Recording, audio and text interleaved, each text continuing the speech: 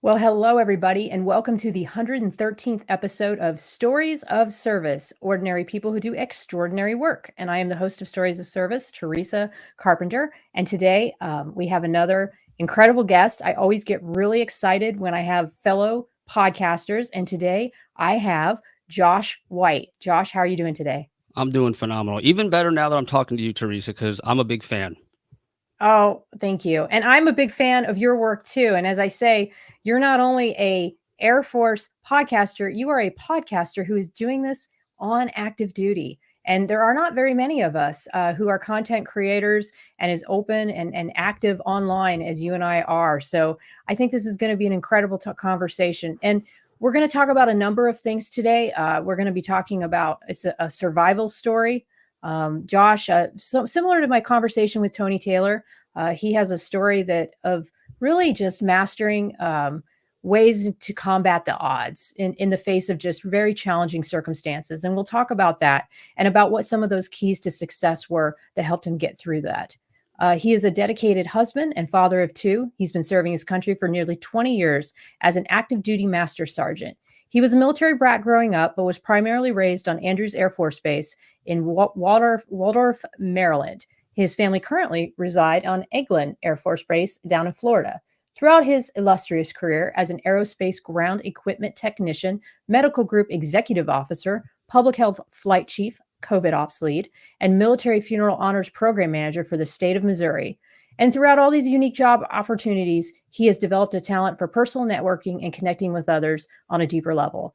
And using this gift, he created the Hero Front podcast, which features insightful interviews with authors, entrepreneurs, and fascinating individuals from around the globe. And by building these genuine human connections built on trust, transparency, and meaningful conversations, he actually won the 2022 Veteran Podcast of the Year award. With his captivating tone and exceptional ability to generate these conversations, he creates this content that resonates with millions of listeners and touches the heart and soul of his audience and serves as a powerful catalyst for taking positive action in life. Welcome, Josh. Thank you so much. And thanks for reading all that. I was like, holy cow, that's a lot. I wrote a lot. My bad. But you absolutely you absolutely crushed it. So thank you. Well, I honestly, it's interesting as I read some of these and they're just so beautiful and almost poetic like yours is. I'm like, oh wow, I'm really enjoying reading this, and this is just really interesting. There's so much here that we're going to be able to talk about and share today. So first off, please tell the audience where you. It says here you were raised on Andrews Air Force Base, but where are you originally from, and what was? Tell me a little bit about your backstory growing up. So yeah, my dad was active duty when he first joined, but he switched to active guard. So he worked every day, but there wasn't a lot of like traditional PCS moves, right? So I was raised primarily on Andrews Air Force Base, a little bit in Texas, and then back to Maryland, in Waldorf, Maryland, which is basically like a suburb of DC area. So very, very culturally diverse. It had a lot of your nature type paths and trails, but it also had like the big city. So it was a really cool place, a really unique place to grow up. And I really fell in love with the concept of family in the Air Force by, watching my dad, basically the man who raised me. So what a lot of people don't know about me is that my mom actually did not raise me. She had some mental health issues and she kind of had to step away when I was 2. So for a while, my dad was a single parent while in the military. So, he's always Wow. been and me and my mom are on great terms today. That Mhm. ended up being resolved later on. Sure. But of course, as a kid, having multiple moms that you're calling mom, was Yeah, that's not, traumatic. it's not ideal. No, Right. it's And I was looked at like a weirdo by some of my family members. They were all concerned with me. Looking back, at the time I didn't quite understand why I was treated differently. But looking back on my life, yeah, they felt bad for me, and that kind of made it sting a bit worse as an adult when not. you really think about those interactions and the conversations that they must have been having. But I was just too young to really pick up on it. Um, but other than that, being raised in Waldorf was fantastic. My dad's guard crew on Andrews Air Force Base was very tight knit.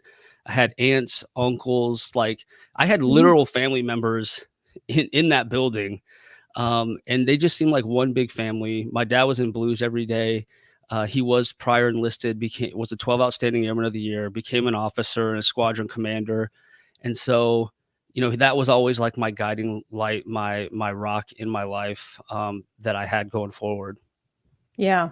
And, what you say really resonates with me because it underscores the importance of having two parents. And there's so many of us that don't get that opportunity for one reason or another. And I do believe that there's so many people can relate to that because it's so important to do your best and to try whatever you can to create healthy children who can grow up into the world and hopefully avoid some of the mental health challenges that I know that you've struggled with. I've struggled with myself because I do believe that it gets passed on if left unaddressed. But wonderful of your father to step in like that and to take on that role, and then to have all those people around you who became family and almost became like a mom to you. I had similar things with my friends' parents. Yes, and it wasn't all sunshine and rainbows, unfortunately. Although on the outside, I lived in a really nice neighborhood, really nice, had everything I needed, Hmm. as far as like financial things, clothes, food, all that. So that was all normal, but divorce really destroyed my family. My dad ended up he's on his third wife now. That worked out, and my mom's on her third husband. And all those divorces was like chaos. I mean, my dad. I remember seeing him weeping, and I'd never seen him cry before. And there was a time where I caught him like weeping, at his desk, just checked out. Yeah. So, it got pretty brutal with the divorces. And that's something that still exists in their life to this day. Yep. Although my stepmom passed away, she ended up overdosing by mistake. And she passed away. And I have a bunch of half sisters, three half sisters that were really traumatized by that. And I was traumatized by that, if I'm being honest. But even though she passed away, I remember thinking like, okay, it's over. Like, there's no more hate. Like, she's gone, and yet still somehow they were still holding on to it, which was Mm. just super surprising. But as a kid, I remember with having five sisters and my third mom being very angry. And Yeah. I wanted to party. I wanted to get as drunk as possible. I didn't want to listen to anyone. If you would have told me to fail in school, I probably would have passed. Like, I would Yeah. do the opposite of what anyone said because I was just so furious. And I had multiple neighbors that I consider parents, multiple best friends whose parents helped to raise me. Now, looking back, I think they picked up on what was going on. Sure. I think they knew something was up, and they allowed me to stay in their house night after night, day after day, which was great. It was amazing. They were amazing people that I still love to this very day. And I just say all that because although my life was great and I had everything I needed, those little things that I mentioned to you, they stay with you, and they will come out, one way or Oh, the yeah. other. And I think that a lot of people dismiss those things because they think, oh, I had my material needs met, or oh, I had trauma is very complicated. And it's not this like linear thing where you were sexually molested, you were abused, you were raped, you were on the streets, so therefore you were traumatized. It isn't like that. I mean, there are wonderful things about my mother growing up, but they don't take away all the bad things that happened and all the ways in which I was abused by her. And so, one of the things I learned in therapy was not to make excuses for that and to be very open about the fact that I was raised in a traumatic environment. Paris Hilton is a good example. I know it sounds silly, but I watched her documentary and she had all the riches in the world, but a terrible dynamic with her sister, where her sister criticized her all the time. Her mother did, and I think it's still going on, if you want my opinion. But based on watching that show, it just She's reaffirmed. crushing it now, though. So Oh, she is, and it's like she a found DJ, a wonderful man who seems to right? love her to death, and she seems very happy. And I mean, but again, her family dynamic is complicated, like all of our family dynamics. She probably loves her mom and her sister obviously, but you watch that documentary about that school, that boot camp weird school that she went to, you really get the sense like she had some shit she had to deal with. And we look at somebody like her and say, oh, she's rich, she's beautiful, she has everything. No, no. I think that, we need to really hold space for trauma, because it's not this thing that only people that were poor or had it really awful. There's of course levels of it, but I don't think we should dismiss people just because it wasn't to a certain degree, if that makes sense. Right, and I like that you brought up therapy too, because it does help you realize things that you didn't even think about. And just an example about my childhood, when there's a lot of divorce going on, the children are pretty vulnerable and kind of getting passed around with different caretakers, right? And that's a very vulnerable state that child is in. They could be stuck with a complete nut job unknowingly, right? Or someone's mom gets a new boyfriend and he's this horrible person, right? So like it makes the children very vulnerable. And so I was getting passed around, and I ended up having my aunt and uncle on my dad's side become kind of my caretakers for a while, me and my sisters, while my dad was like working 12s and stuff. And what I didn't realize until I went to therapy was that like the way they like didn't trust me always was calling me like a thief and just treating me like absolute dirt. Um, that's a whole episode in and of itself. Things that I thought were normal at that time. Um, but they actually hated me and loathed me because my dad was the successful person in their family, and they saw me as a spoiled brat because they had to work so hard to like make a living, and so they punished me for that. They would withhold like food from me. They would talk down on me. They would isolate me. Um, and I learned through therapy that a lot of like the triggers that I have as an adult, like even at work with the way Mhm. someone talks to me or treats me, Yes. that overreaction I came to learn stems from that experience with those individuals. Yeah, Josh, that's so profound. I experience the same thing when I'm feeling like someone is trying to control me, because my mother was so controlling and so dominating. And so when I just get the sense that someone's trying to one up me, I get so sensitive, and I do my best never to try to do that to anybody else. And I always say, please call me on it if you sense that I'm doing that. And with me and my husband, we have a very equal relationship, and I just admire him and respect him, and I feel he admires and respects me. But power is a big one for me. It's a big trigger, because my mother, she, even to this day, she plays, contact games where, I got to call her, she never calls me, all these little things that uh, Right. That's and bizarre. it is. They screen their calls with an answering machine, and they've been doing that for years. And I've decided this year for the holidays, I'm just not going to call anymore. I had to Well, good remove for her from you. my social media 2 summers ago because of her passive aggressive comments, and it's sad. And I still love her, and I have forgiven her. And we have had some amazing times. She's charismatic. She's smart. I've got some of my best qualities from her, and that's where trauma is not black and white. Right. I It mean, everything really she's doing to you, I mean, clearly it happened to her, right? And when does it end? When does it end? That's the generational trauma we hear about. Mhm.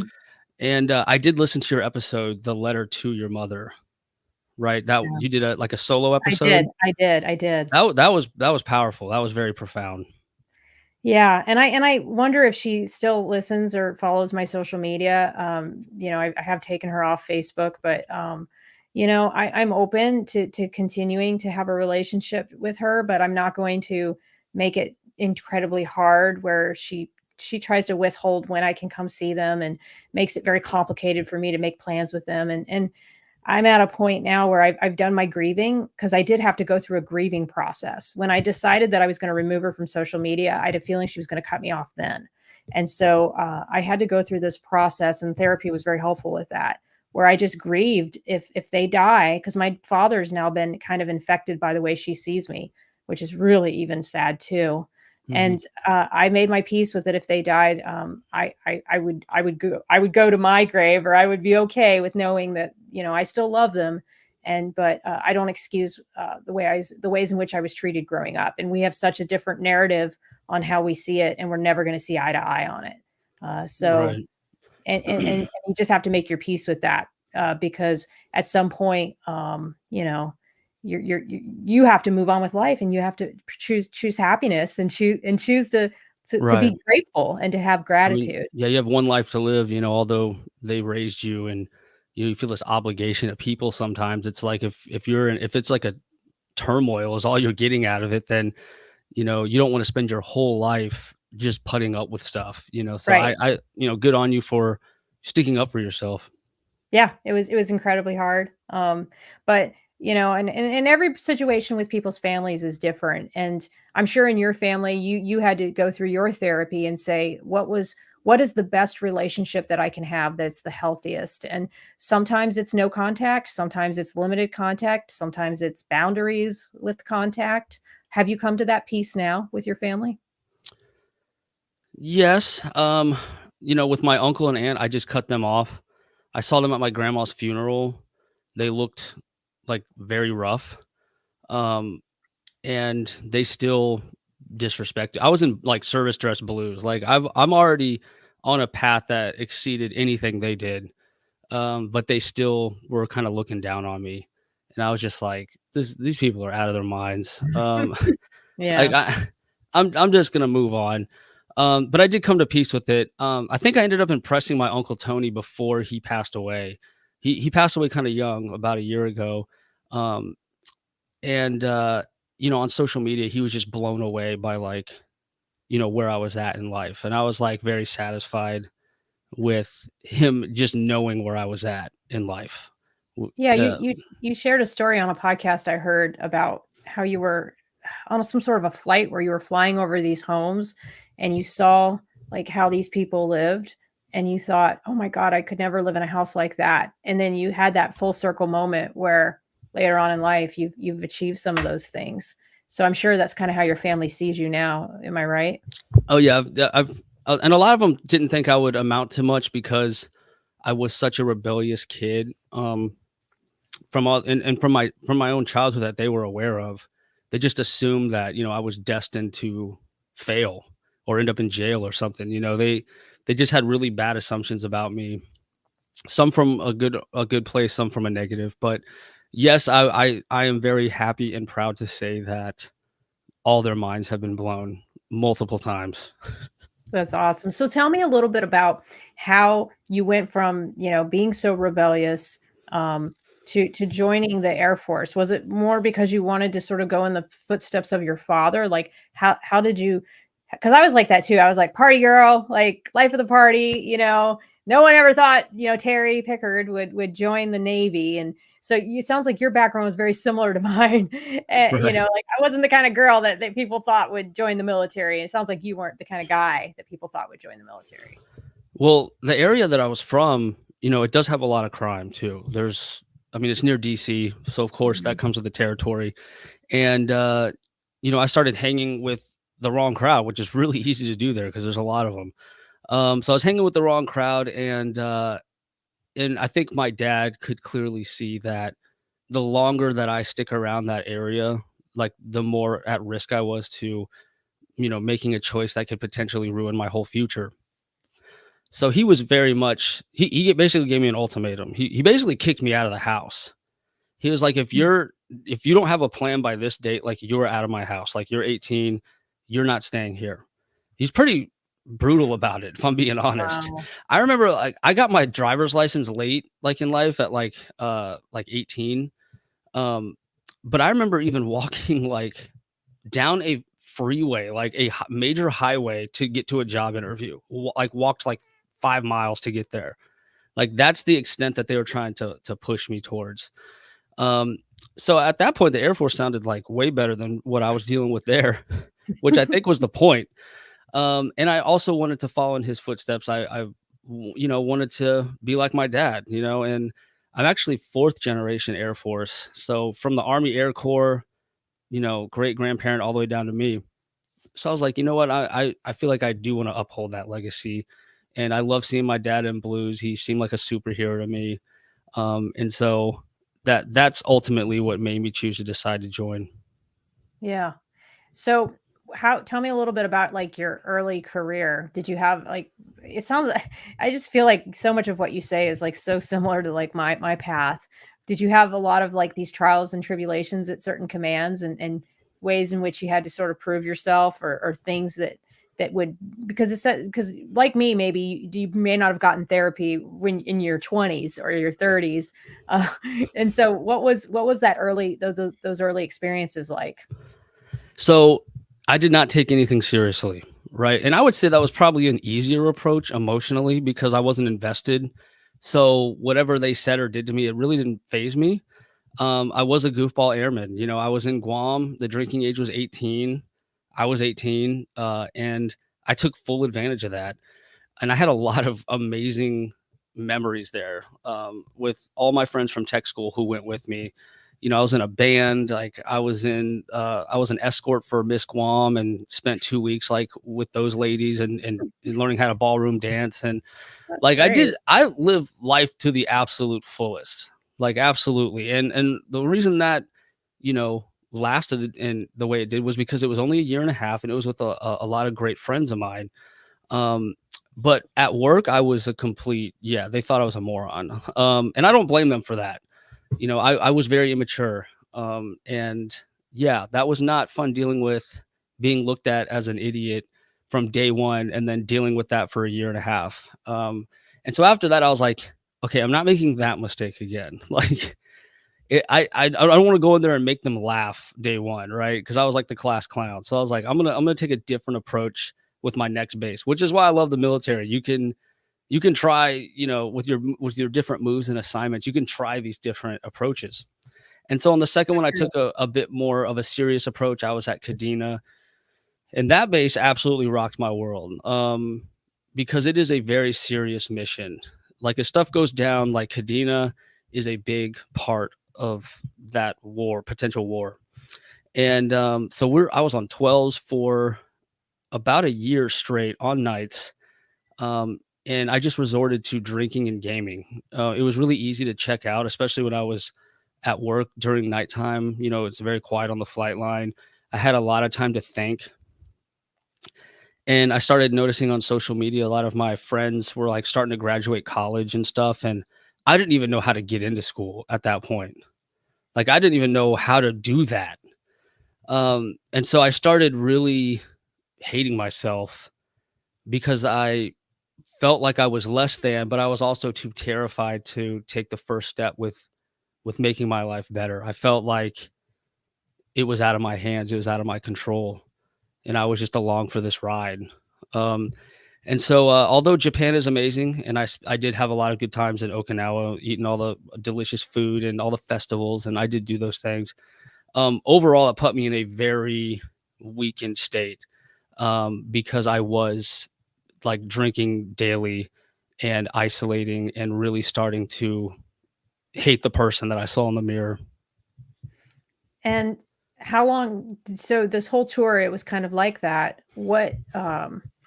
How long did this go on for? Like, I mean, at some point, I feel like if you're just drinking constantly, something has to break. Like something has to come to a head at some point.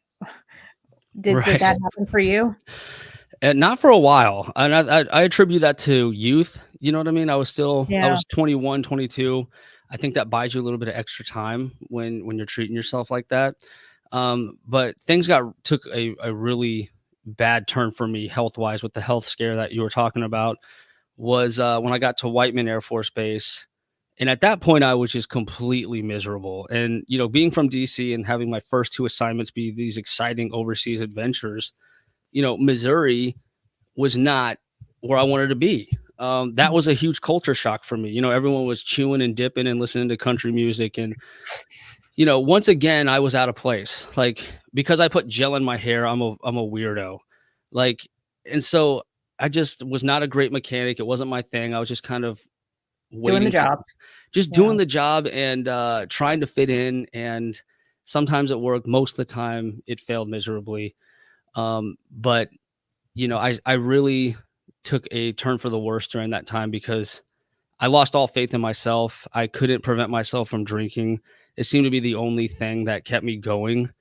Um, and it put my growth in on pause. Yeah. I didn't grow. It was really easy to ignore and check out when you're drinking that much. Oh, yeah, it's so easy to numb with alcohol. Yeah, I completely understand. Bec and you start to like it in some weird way. Well, You because it know gives it. you an opportunity to just be yourself and to just break out of whatever it is that you're thinking about that's bothering you. I mean, that's what it does for me, because if I'm miserable at my job, I'm not feeling like I fit in the environment, there's this one thing I can do, that just lets me forget all that pain. Yeah, it allowed me to not hate myself in that moment, and to just feel free for a second, and with the those burdens off my shoulder. But it came at a huge cost, a huge health cost. And one day I noticed like crippling chest pain, like kind of like a heart attack, right? Like how you would describe a heart attack. So I'm having a fever, this crippling chest pain, but because of the culture of maintenance, like I try to stick it out because like at that Oh, yeah. time, if I showed weakness, Oh, they would no. have I was a maintainer myself. You did not show weakness, on the flight line or on a carrier when you're fixing airplanes. You do not. You don't take a sick day. There's no such thing. right. And so I was terrified to even like bring it up. But I ended up after a few days. Well, when I knew there was a serious problem, the first red flag was I went to drink after this heart pain has started, and I kid you not, one sip of that alcohol just inflamed my whole chest. Just I felt like I was Mm, gonna die from a sip of beer. Like, so I think my body was literally at the last straw at that point. And I don't just attribute that to drinking. I attribute that to not wanting to be alive as well and completely losing my immune system. I think it was a combination of those that ultimately put me in that state. But I remember going up the stairs to tell my flight chief I needed to make an appointment. Could I go home? I built up enough courage to do that, and I couldn't get up the flight of stairs. Like it took me forever. I couldn't breathe. I was like, something is seriously wrong. And once I told them that, they're like, "Oh, your chest hurts. You can't breathe." Like, yeah, you need to go to the ER. Like, what is? Like, don't make an appointment. Just go. So I go to the ER, and in no time at all, they're like, "Yeah, this is serious. We're sending you to Kansas City, where there's a heart specialist." And I was like, "What?" So I didn't bring any of my stuff. I had nothing on me. I expected to go there, get Motrin or right? whatever, and go home. I did No. not plan to be getting on an ambulance and them telling me to get my family out there.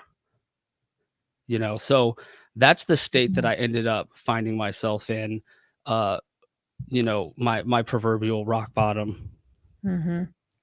And at that point, was that kind of also when you decided no more drinking and no more, no more abusing my, and did you also go into a reflective stage where you wanted to kind of discover like why you felt the need to do all the drinking as well? I feel like I knew those answers. I knew it was because I hated my life. I hated where I was at, and I felt paralyzed to try anything new. I had zero faith in myself, and I didn't realize that the alcohol was preventing my personal growth. Yep. You know what I mean? Because I wasn't Yep. drunk all day or anything, right? So, Sure. like, there was a lot of the day I was sober, um, and I just didn't realize. But like looking back, like that daily drinking really set me back on so many levels. Like it's alarming. And it wasn't until I could stop drinking when that would all change. But to answer your question, that did not stop me from drinking, which I thought it would. Being in the hospital for 2 weeks, having my dad fly out, because I might not have survived. I'm thinking I made it through this. Like I had an excuse now to turn my life around. Mhm. And I was sadly mistaken because I walked right into the same life. After my convalescent leave ended, like the night before, I had like a panic attack, like for the first time. And I think it was because I was gone for so long, like realizing that I'm walking back into that life. Uh, it triggered a panic attack. Like I had to call my dad in the middle of the night because I didn't know like what was happening. And then, 5 hours later, I'm back at work, Yeah. like nothing happened. And I was very disappointed in myself when a few weekends go by and I'm not drinking and I'm trying to be healthy, and I get completely annihilated with my like neighbors in my apartment, something super random. And I wake up the next day, I threw up in my sleep. It's like all over my sheets. And I'm just thinking, like, I'm gonna die. Like, if that whole hospital experience didn't stop me from drinking, then like that's it for me. Like Right. I just accepted in that moment that I probably would pass away. And I hated myself for not living up to anything my dad did. Um, and this paralyzing fear was of life in general, and the anxiety that came with it was just too much to bear. My God. And, and I think there are so many people in the military that have experienced what you're talking about, and they just don't talk about it. Um, you see these people at work and they're getting by, they're doing the things, but we really, as leaders, I don't think take the time sometimes to really understand what's going on with them. Did you have anybody around you in your workforce that could sense that there was something off? So the one thing in common with basically all my assignments was that I had one toxic leader and one positive leader. So I had one of each basically at each assignment, that I could that'd be a whole nother episode, Oh, right? I know, I'm the same way. I joke with my friends that I have, like, 50% good commands, 50% shitty ones, but I also attribute that a lot because of the way I traumatically react to people. Because you talk to other people that may not have the same trauma that I do, and they tell me they've had all great commands. I've had people say that, and sometimes I wonder how much trauma plays a role in how we react, to the stimulus in our environment, because those toxic people are still there, don't get me wrong, but I do think that they trigger us in a way that maybe they don't trigger others. No, I've thought at great length about that myself. Like, am I the only one that's being triggered by this person? Or I think it's important to look in the mirror and really think about that, which is hard to do. It is, Like we're so angry sometimes we don't want to do that. Um, but you can't deny the fact that there's other people there that aren't affected by that person. And right. Or what makes them they're just happy, and they right. don't let it bother them. They don't stew on it or obsess over it or go back to it a million times or have to talk about it with other people that are just as miserable as they are. I mean, that there are things that I think we do to sabotage ourselves, when we're dealing with someone like that. And yeah, it's very hard, when you're dealing with that. But I'm listening to your story, and then I'm seeing like you've made all these accomplishments still. And so you were still achieving things, and you were still, at least on the outside, successful, right? Throughout all this? So I did have a second chance at life. And that was through retraining into public health, which I had to fight tooth and nail for. Like I had that toxic leader tell me, if you retrain, like I'm not going to let you promote, and like was trying to force me to pick, which is not a thing, by the way. Mhm. This Right. person has zero authority to do that. But like he took advantage of me being naive and was trying to bully me. So a lot of the people there took it as a personal insult that I wanted to change career fields, and they did everything in their power to sabotage that.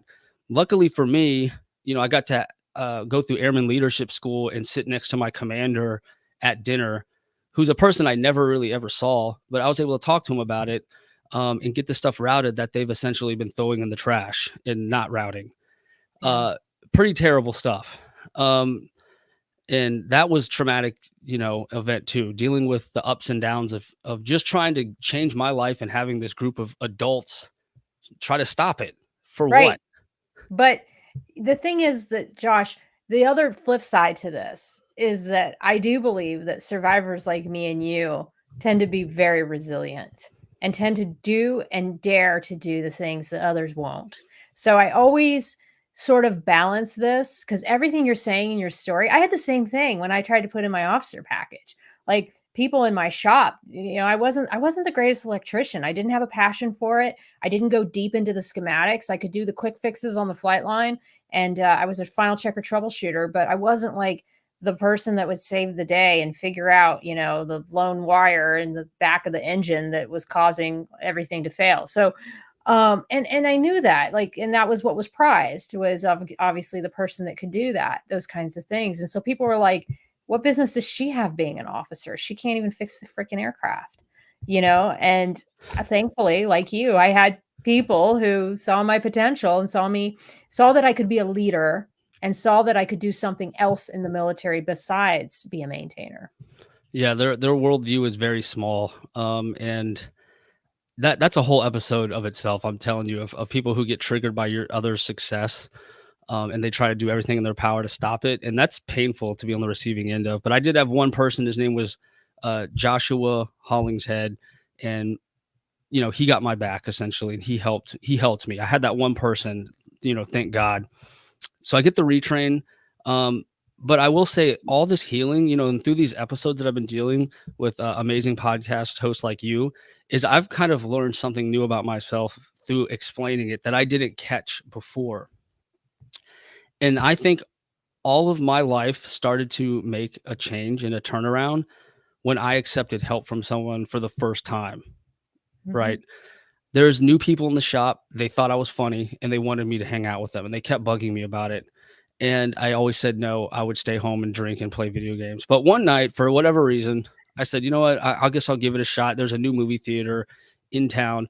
This is the one time I said yes. It was that one decision that changed my entire life course. Is as crazy as that sounds. And I get it. I've thought about this at length. Like, this is the defining moment that changed everything, because I said yes, went to the movie theater, and that's the day that I met my now wife. And Absolutely. Wow. I don't think that's a coincidence, and so I made this great group of friends. I start, have a girlfriend now, and I start, taking baby steps at improving my life. I end up going to Arizona, get married. That was a tough 4 years, being in a new career field, different cultures, in a hospital now, a lot more competition, a lot more like, it was just a different type of toxic people. Sure. In maintenance, it was more like in your face. Yes, very blunt, very much, yeah, very, very much a manly culture where it's just, yeah. But now you're in office. You're in a passive aggressive office environment. Yes, which was very hard to navigate. Oh my Mhm. goodness. Yes, you're in Uh, office politics. yeah, that was absolutely brutal. But yeah, I wanted to tell that story about, saying yes to help essentially, because, it just took that one little decision of saying yes, one foot forward, that allowed me to turn my life around. And so I ended up coming back to Whiteman Air Force Base. I wanted to try that experience again with my wife this time and start a family there. So after 4 years of Arizona, we go back to Whiteman. I'm in the hospital now, and I decide at that point in my career, I am going to try to be as successful as possible. I'm going to do all the things that I was terrified to do. And so that was a big turning point in my life, going back to the base where I almost died, but now a husband and a parent, and ready to redo that experience. I love it. I love it. It's so affirming to be all in. I mean, it's hard and it sucks to put yourself out there like that, because I think you grow up and you're angry and you're like, I don't give a shit. Whatever. I can. And if you act like you don't care, you feel like you have more control of the outcome, because if you're just not going to try, then if I was like that in school. Like, I got like a 1.7 GPA. I didn't care. I did just enough so that I wasn't a high school dropout. And my thing was, if I didn't try, I didn't have to worry about being vulnerable or failing. But it's it, it Absolutely. it is harder. Like, even last year, learning how to ski for the first time, that screwed with my head. Oh my god! I mean, it's you're still getting life lessons. Even you doing this podcast, I'm sure Absolutely. you're getting life lessons. Absolutely. And when you care about your work, that comes with a different set of challenges too. back when I did not care, there were challenges and obstacles and things that Mhm. pissed me Sure. off, but the stakes are a little bit higher when you are all in now and you're committed to it, right? Mhm. The stakes are much higher.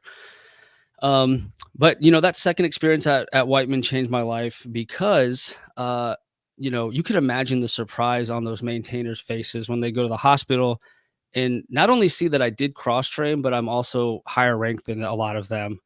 Those same people who tortured me when I was maintenance all those years ago were still stationed at that base, and that was very satisfying. I'm not gonna lie, but Yeah, it was I get it. a very empowering moment to see the look on their face.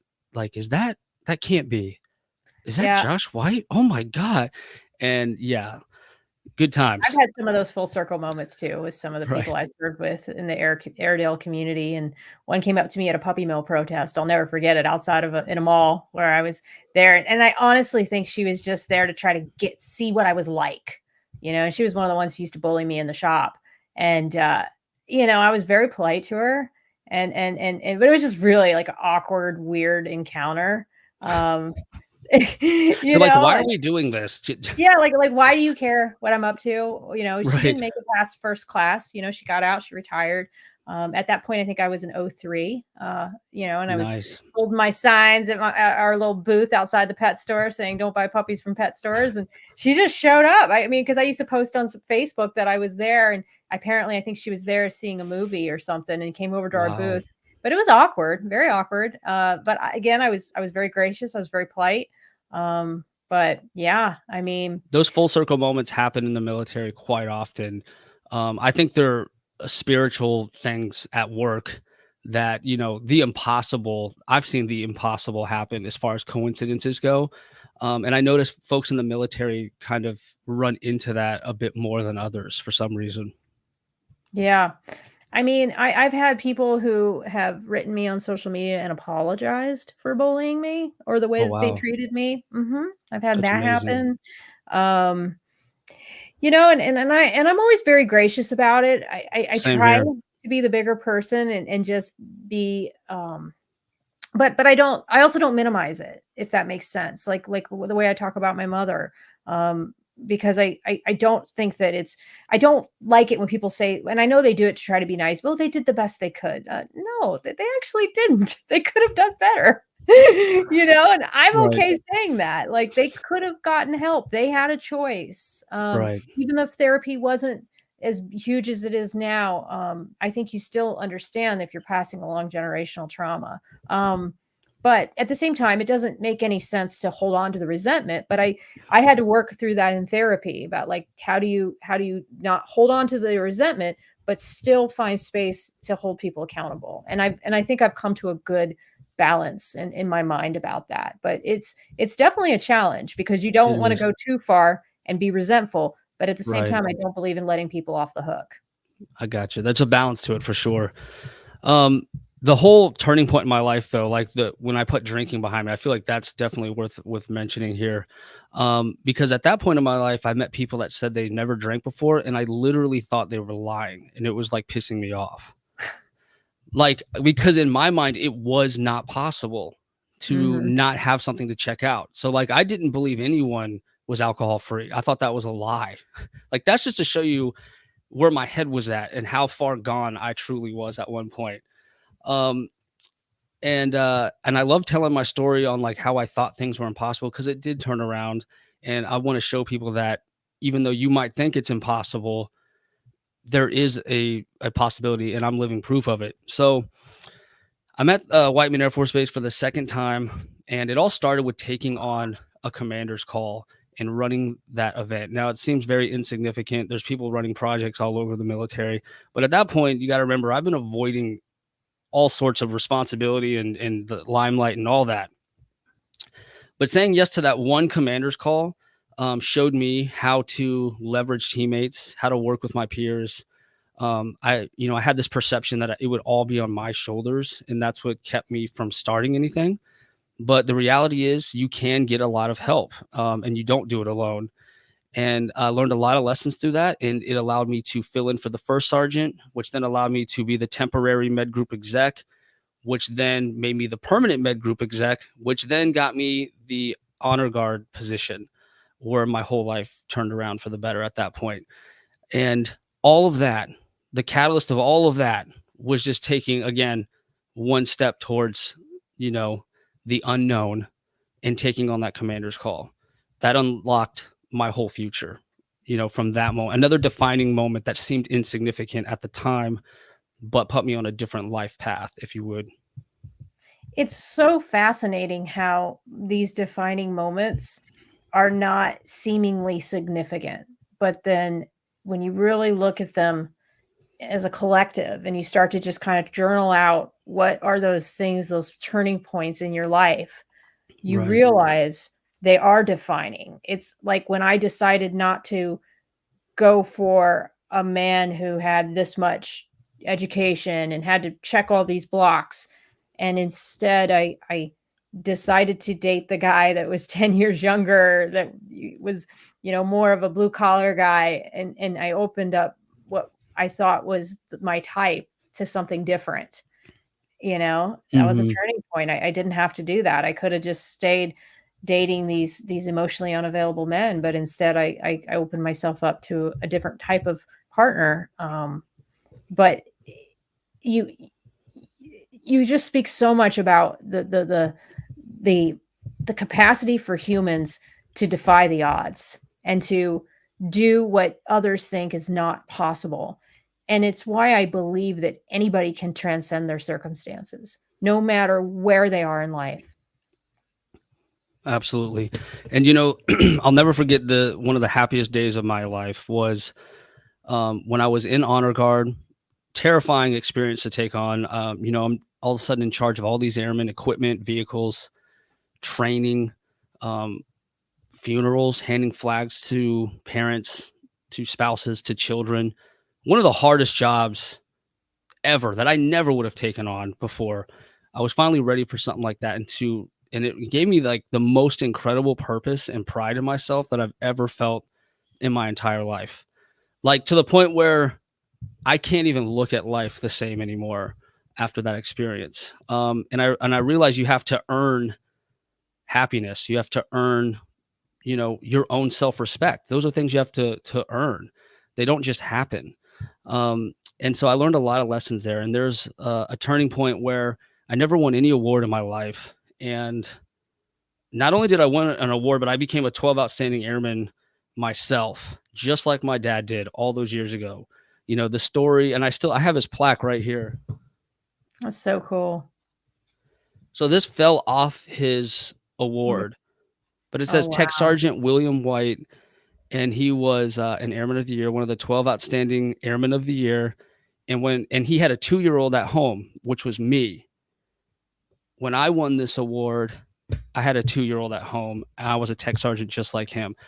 I had finally done the impossible and filled in for my dad's shoes, something that, I gave up on.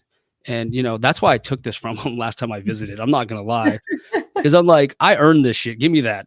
Yeah, Um, so cool. and I remember going to celebrate with my wife, and I planned on getting completely hammered because I had a good reason to.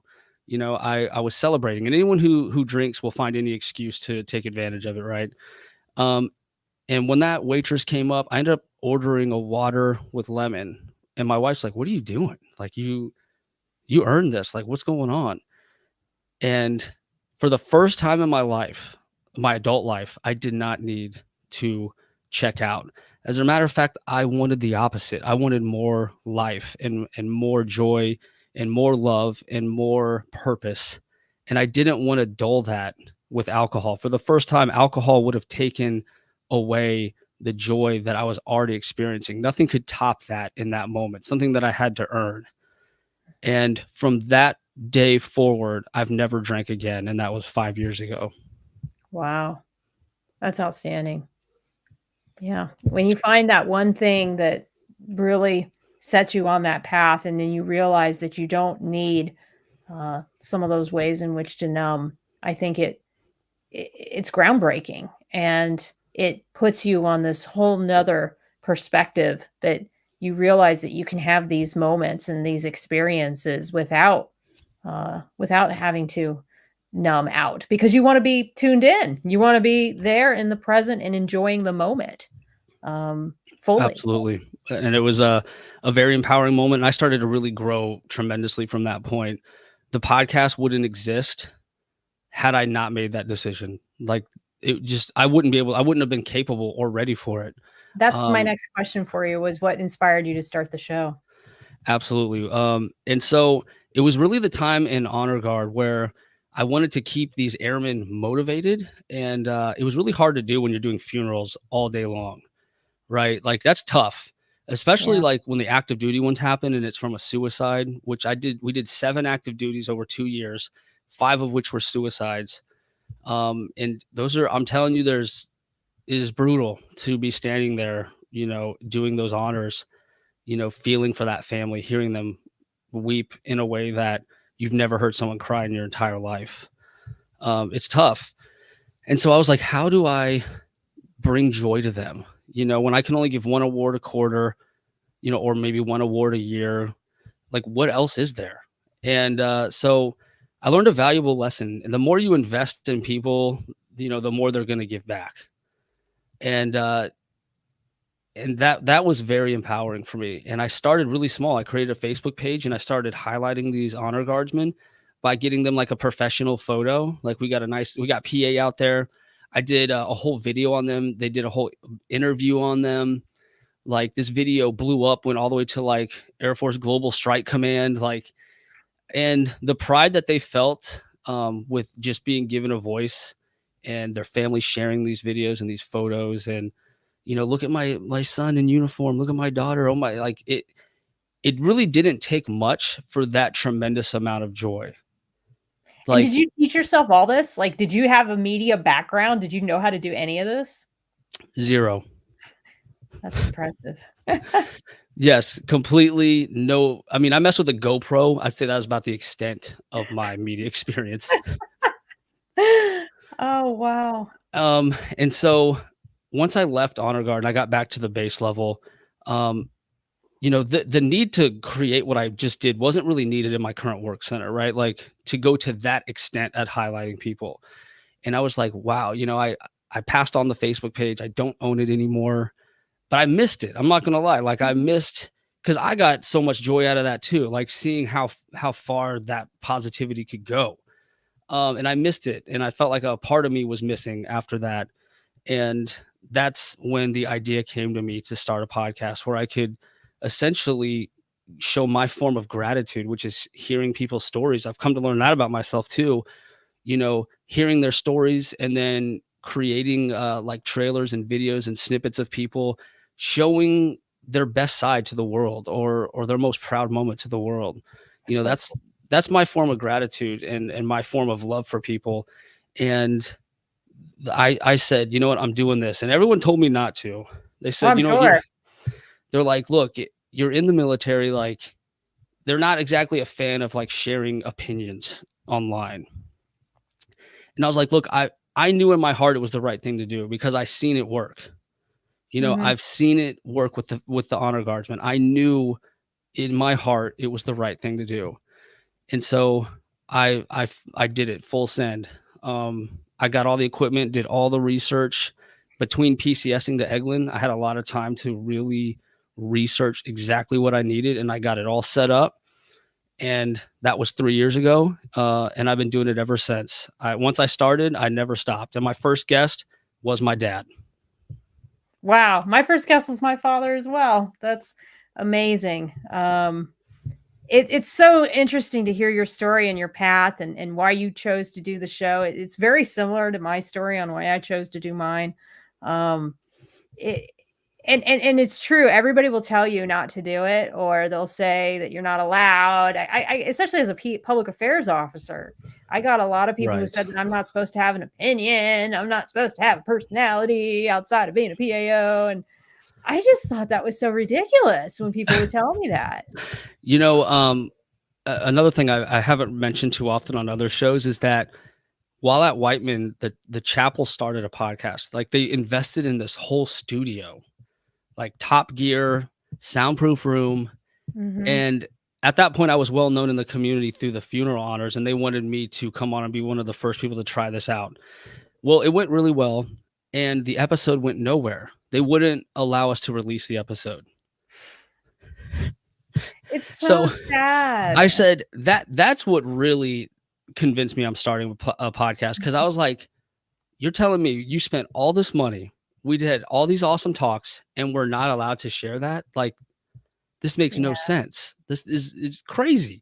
And so Oh, that's when I was like, I'm doing this. Like, if y'all can't do it, I'm doing it. like, I can't understand why commands aren't hiring like professional podcasters. Like, what an amazing way to get your perspective out there, right? Like, Absolutely. It I builds don't trust. Like oh it my God. What if every command, like major command, had a podcast and we went around and like interviewed the staff members or did some like on the street, man on the street kind of things back and forth? I mean, oh my God. And it wouldn't be that hard, but there's I'm telling no you, appetite. behind us, there's a wave of people behind people like you and I who took that on. I'm telling you, I know for certain behind us is a tremendous amount of people that are going to follow in our footsteps. Like I know it, because I I've helped agree. them, I've spoken to them, I've been to conferences. I've even had leaders well above me ask for my advice on it a lot of Everyone wants to times. do it. And, Right. it is just, and it's like they're just scared. And this goes into, what I want to touch upon, which is this idea that if you're on active duty, you're not allowed to speak to media. You're not allowed to share your story. Um, well, let's see here. I'm a little more loyal to the people that allow me to share my story and then let me speak my mind. Absolutely. And the example I love to use is Lieutenant General Slife, a 3-star general, who, through talking with Major Kate Hewlett, she put me in touch with him.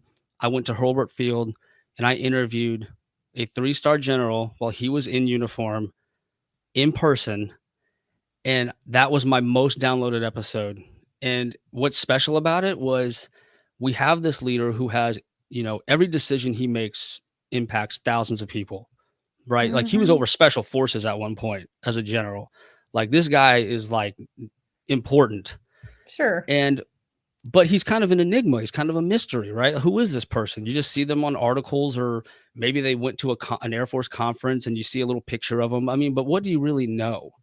And what the beautiful thing is that I learned so much about how a general thinks. I heard very humbling stories that he shared. By the end of that conversation, the transparency that he had and the love that he had for our airmen made me, I'd follow that guy into any war after that talk. And the beautiful thing is, all the other people that download that episode get to be in that room with me and get to learn about this leader in a way that would never ever happen outside of a podcast. I totally agree with you. You're invigorating me to keep pushing the bell, pushing that button, because I've said something. I said NATO should have a podcast. I said the Navy ought to have a podcast. I mean, I get it. These guys are busy, and these flag officers, these staff members, but it's an hour of time. It's an hour of time on on a weekend, or whenever they can just put an hour in. We can do it remotely. It's just I just don't get it. There's such a reluctance to engage on a deeper level with people on the internet. And it's sad because this is the only thing, in my view, that's really going to allow us to fight disinformation. I posted about it today on LinkedIn. I said there's people these days that can mimic my voice, they can mimic my videos. But if I can get on a video in real time, live, and correct the record, then guess what? I can get in front of that. No, absolutely. It's and with the forces, dwindling down, which they have been for a long time now, and it's, we're asking a lot out of the people who join the military now. Like, we're asking a tremendous amount from them, and we can't treat this smaller force like we used to treat this very large force when we were fat and heavy and spoiled, right? Like, when I first joined, there was way too many people for the mission, and we were having a great time. And we just can't look at this smaller group the same, especially when they value communication and transparency more than anything, because they're surrounded from childhood to adulthood with people online who are fake, right? They're Mhm. surrounded. They can spot when someone's fake. They've seen it their whole life at this point, right? And so they value transparency and trust more than anything. And so Mhm. I'm convinced that the more conversations that are had, especially with these leaders, the more we highlight our airmen, hear their stories, that is going to help recruitment and retention in ways that they never saw coming, because now you're speaking in their language, right? Absolutely. And so that's what I'm all about. I'm an advocate for recruitment and retention and showing the power of this positive message and how it resonates so much with the people joining today. Right. And then not being afraid to address the issues, because I'll tell you, yesterday our director of communications for SHAPE, which is like overall for all the NATO military commands, he came to our conference. He got in front of a very skeptical audience of us military communicators and addressed our concerns and allowed us to ask questions. He tolerated dissent. um and I think that that's the future. Like, people, like you said, young people can sniff out bullshit, and they want somebody on a show where they feel like that leader is not only talking about how wonderful they are and all the great things that they've done, but is also having hard conversations about what needs fixed and how they're going to go about fixing them.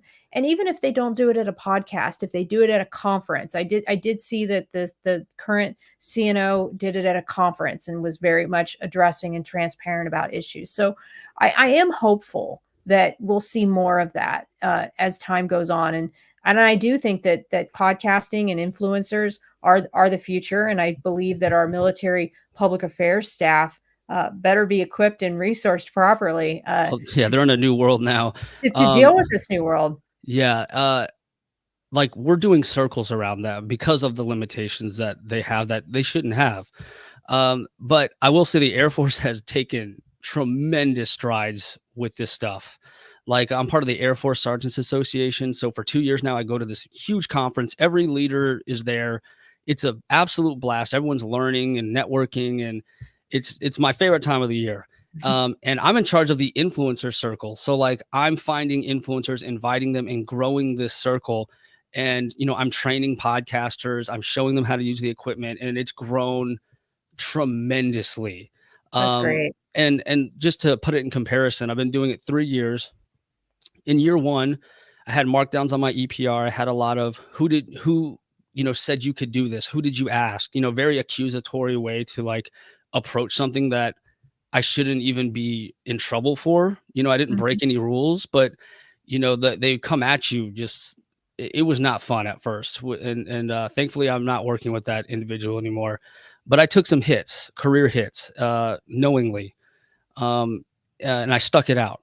And I don't normally do that. Normally I check out and I say the hell with it. But this time I thought it was definitely worth fighting for.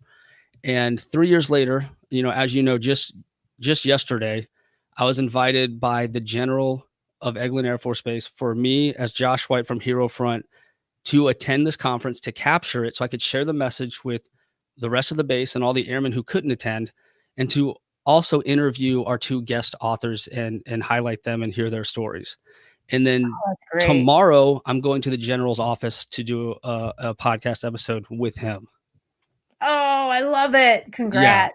thank you. That's That so cool, and is that that makes me happy. It means that we're learning. We're seeing the value of this. Absolutely. I think they're starting to realize that even if you have a hangar full of people and give the most epic speech ever, that does not even come close to the audience on social media that you could potentially grab, that's in the tens of thousands, hundreds of thousands. I think they're seeing how far that message can really go. I love it. Absolutely love it. We're already past the top of the hour. I know we could talk forever, but is there anything else that you want to touch upon that I haven't asked you? I guess I'll just leave with, for anyone who listened to this whole thing, um, you know, if you feel like life's impossible, if you are basically not wanting to live or exist anymore and you've completely given up on yourself, I can't stress enough that that was me. I was that person. I almost lost my life. And now I'm a master sergeant, with a home, 2 cars, a family that I always dreamed of that I didn't think was in my cards. I really didn't. And I'm living proof that it is possible. And it could start with just one step, one decision that will give you enough momentum to turn it all around. So I wanted to end on that message. I love it. It's so true. Thank you so much for taking time to talk to me. This, like you said, was a long time coming, and I'm really, really glad we got to have this conversation. I want to end with one more thing. Okay, go ahead. I just want to tell you thank you, Teresa, for being, it's rare to find an officer in your caliber and the things that you're doing to use your voice in such a positive and open way. And I have to say, you're probably changing lives. And I just want to give you the ultimate thank you for letting us in on your life, on your lessons learned, which wasn't all great. You've had some struggles and you share those struggles, and it shows us that someone as successful as you still had to work for it and fight for it. But here you are, and you're leading the way for so many. And I want to tell you, as a podcaster, as an active duty service member, that you are amazing. You're changing lives. And thank you so much for just being you. Thank you. I appreciate that. Thank you so much. Absolutely. And yeah, I definitely feel like I found my calling with this podcasting, and it's really it's made me so happy. It's given me this perspective. I mean, I walk into a room differently now. I brief differently now. I speak to people differently now. Absolutely. It I has so listen much better. impact. Yeah, it makes you more empathetic. So, all right, I'm going to go full screen, but I'm going to meet you backstage because I want to say goodbye. And Okay. I'm just going to do my outro real quick. But thank you so much. And thank you to all of you for joining me tonight. Please stay tuned for next week as we move into the holiday season. I'm going to be having next week the mother of Allison Bailey. And I don't know if you guys been following on my LinkedIn. But she is the mother of a fallen soldier who has a very complicated case that we're going to talk about. And we're going to hear her mother's story and another advocate who is a dear friend of mine and how they're trying to seek justice for her case. So I hope you'll join me for that conversation. And I hope you enjoy the rest of your evening. Have a wonderful night and goodbye now.